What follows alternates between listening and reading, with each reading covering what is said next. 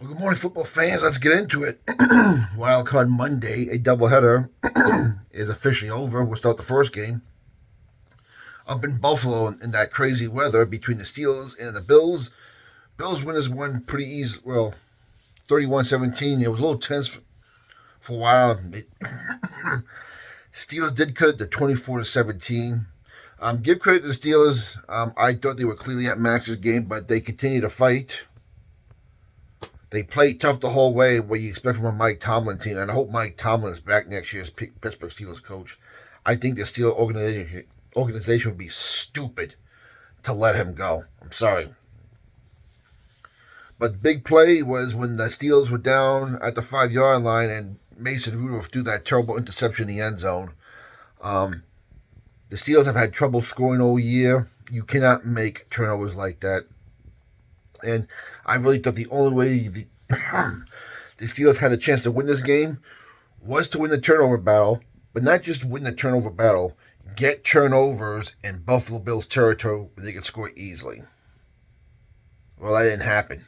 So, as a result, 31-17, Buffalo advances next week. They'll play the Kansas City Chiefs at Highmark Stadium for Chiefs-Bills Part 3 of the playoffs. Should be probably the game of the week. We'll talk about that later on in the week. But Josh Allen did what he had to do. He threw the ball well in the weather. A few passes here and there got away because of the wind. He ran the ball real good, including a 52-yard touchdown run. And Buffalo is on its way to the divisional round. Now in the second game, the Bucks and Eagles. This one didn't surprise me. I was saying it all week. I was wondering if the Eagles deliberately lost the game to play the Buccaneers on purpose. I don't know. But after last night's performance, I gotta say no. They lost to the Giants because they really just sucked that bad down the stretch, and last night was no different. They were horrible. The Bucks were all over them. The Eagles gave a big play after big play on offense. They couldn't tackle. They couldn't cover receivers. And because of that, they couldn't really even stop the run. Jalen Hurts, who did his best to play with that dislocated finger, and I gotta say, threw the ball kind of well. But it looks like the Philadelphia Eagles went down there to get a break from the northeast weather and enjoy the mild Tampa Bay weather. That's what it looked like last night. The Eagles were never really in this game. And when they were, I'll give you an example. They get the touchdown. They get the extra point. Then they get the penalty. They go for two. They stop on a 2-point conversion. And then the Bucks come down. And they blew a 2-point conversion. Then the Eagles give up a safety on intentional grounding. The Bucks come down and they score a touchdown.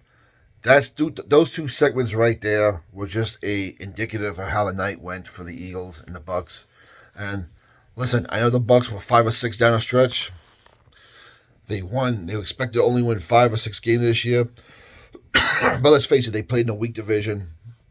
They had to play those teams 2 times, and they beat the Carolina Panthers only 9-0. And again, they had to win. They beat up on a very vulnerable, deflated, morally beaten Eagles team. Regardless, a win's a win. Good job by the Bucks. You can only play the teams they schedule to play, right? So they go into Detroit next week to play the Lions in the NFC Divisional. So the Bucks winning last night did not surprise me, and I know a lot of people thought the Eagles fans were able to turn the switch on, but that defense from the first 10 weeks to the last 9 weeks has been night and day. It was terrible. And the Eagles got some work to do in the offseason. So, as a Giant fan, I could say, ha ha ha ha ha, cry Eagles cry, along with the Cowboy fans. But next week, let's see what we have next week. First game on Saturday should be the Houston Texans and the Baltimore Ravens. Which is a great quarterback matchup. C.J. Stroud, the Rookie of the Year, versus LaVar Jackson, the MVP of the league.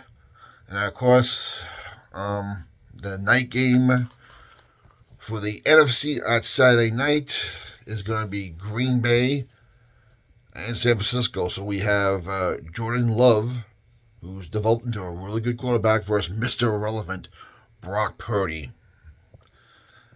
Interesting in a different way. And then the next day we'll have Detroit and Tampa Bay at Ford Field in Detroit, Sunday at 3 p.m. Baker Mayfield versus Jared Goff. Two quarterbacks who are getting a rebirth in their new place. So interesting that way. And of course, we see the best for last. Kansas City at Buffalo. Probably the two best quarterbacks in the game, Josh Allen and Patrick Mahomes, will face each other for the third time in the playoffs. This time, this will be the Chiefs' first ever road game in the Patrick Mahomes era in the playoff, which is hard to imagine, but that's how good the Chiefs have been. So there you go. Let me know what you thought about last night's games. What do you think about this week's games? We'll talk about this week's games this Saturday. It is Tuesday morning, so hope you enjoyed the football week. We got more coming, and I consider this week, the divisional round, to be the best week of the NFL. Only 4 games, the 8 best teams, and we're getting down to the nitty-gritty. So you'll enjoy the rest of your week. We'll talk to you later.